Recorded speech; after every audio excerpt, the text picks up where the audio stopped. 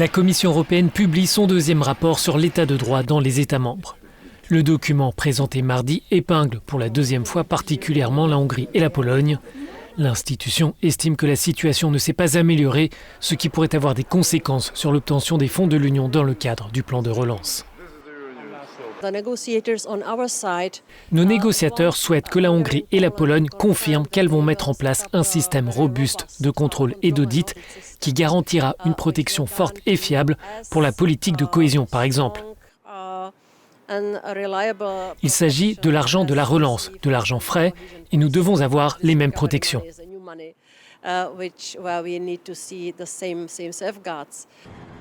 Concernant la Hongrie, le document met l'accent sur le clientélisme et le manque de mécanismes nécessaires pour détecter les cas de corruption.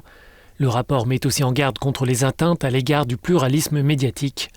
En réponse, Budapest dénonce la méthodologie employée qui biaise les résultats. Les traités ne donnent pas le droit à la Commission européenne d'établir un rapport sur l'état de droit. Évidemment, cela sera employé pour différentes finalités lorsqu'il s'agira de discréditer le pays.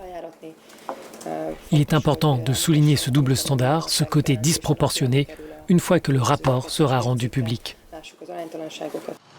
À propos de la Pologne, le document évoque des inquiétudes sérieuses concernant l'indépendance de la justice.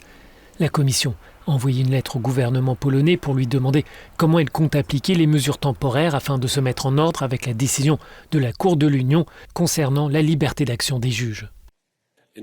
En fonction des réponses, nous étudierons la prochaine étape.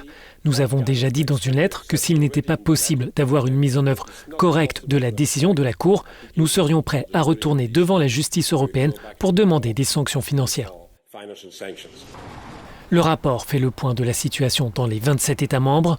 Pour la France, par exemple, la Commission souligne que le gouvernement a opté pour davantage de procédures accélérées, ce qui a limité le débat parlementaire sur des projets de loi sensibles.